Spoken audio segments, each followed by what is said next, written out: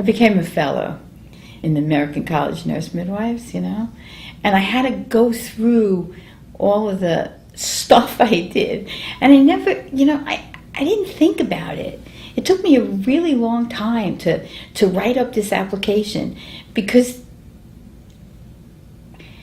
I just did. I was always brought up with, you just do it. If it needs to be done, just do it. I was on the CNM Foundation, and they gave me, after 6 years of service, they gave me a present for serving on the foundation. And what the president said to me is, she'll never forget my attitude and my words of, just get it done. Let's just do it. Because that's the way I feel. There is nothing out there that you can't do. With the help of God, there's nothing out there that you can't do. So you might as well do it, or you might as well try. Because when the mission is pure, leave the rest up to God. He really does take care of mothers and babies and pure issues, journeys. And that's how I've lived my life. And whether it was financially or limitation of practice, or I just let it happen, let it evolve, and not cry. I said to a midwife yesterday, she said to me, how did you do it all? I said, well, every time I'm a weeble. I weeble, I wobble, but I don't fall down. And you just pick yourself up, dust yourself off, and get back in the race. Just do it. I said that to my kids all the time. And by the grace of God, they're all doing great too. They came out great. My baby's going to go become a midwife. I love it. I'm so excited. I know for me, I was raised on post-Holocaust. I was a post-Holocaust baby. My parents were poor. They were immigrants. And it was, I needed to make something of myself. They encouraged us to make something of ourselves. And there must have been something there, because my brother is a very successful man. And he kind of has the same, I'm just going to do it, kind of attitude. But it wasn't easy. It was not easy. My father died when I was a little girl. I was 14 years old when my dad died. My mother was a single woman cleaning houses to support herself, but just did. I went to Queens College. It was a couple of blocks away. Got my nursing degree and my associate's degree, and then I went back to school a year later and got my bachelor's, and always working as a nurse. And then when I had my first baby, it was like a life-changing event. And that's when the midwifery journey started then, because it was just so clear to me that that's not the way it was supposed to be. And some of the other things that I'm really proud of is that midwives were not allowed to sign disability and disability papers in New Jersey, but we got that. We were able to push that through as a law. We had a law, and we were the first affiliate of the American College of Nurse Midwives, was New Jersey,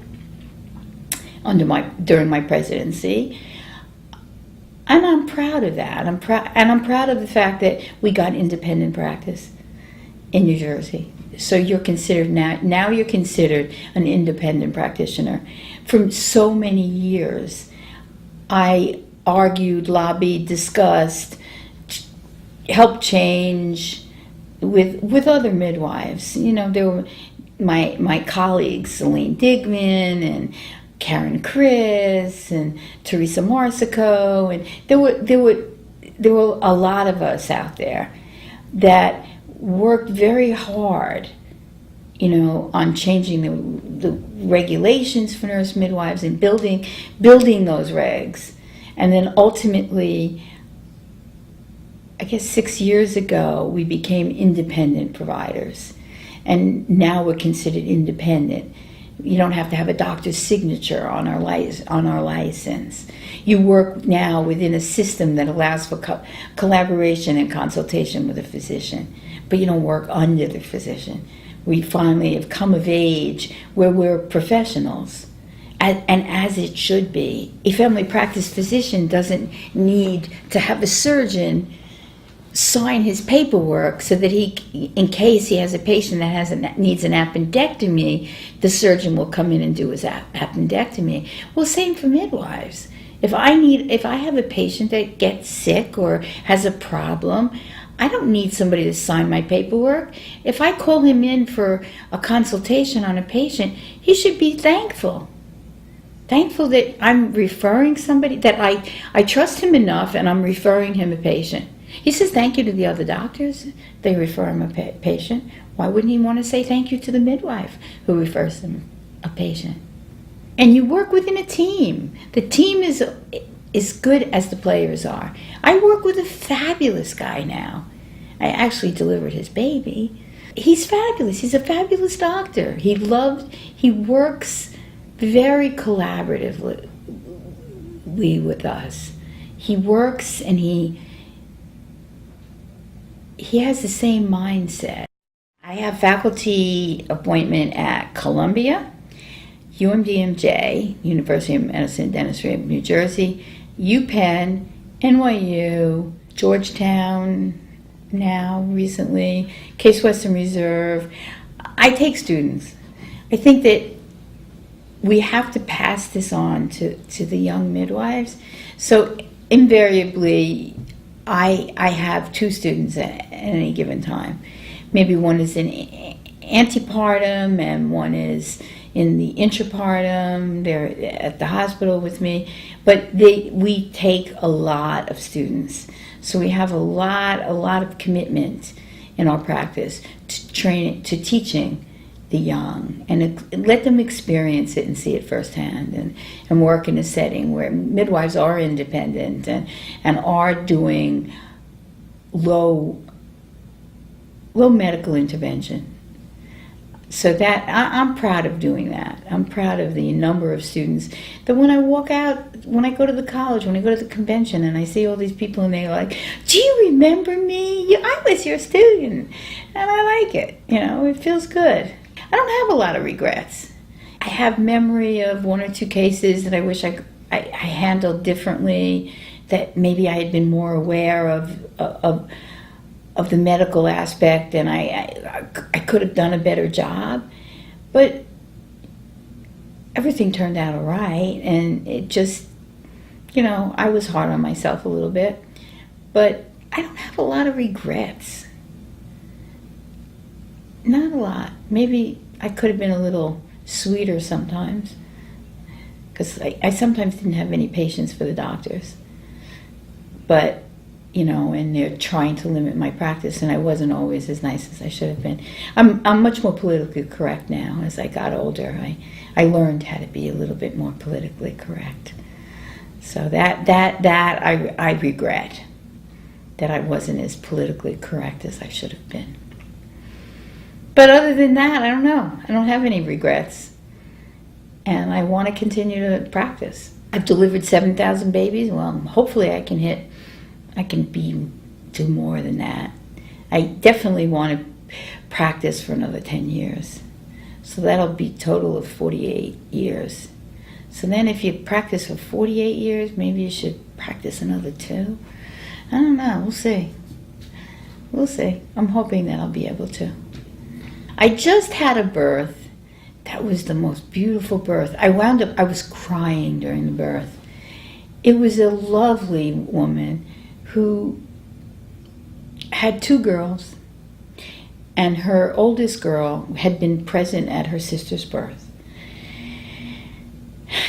And she developed cancer 2 years ago. She's 8 or 9 years old, and she had cancer.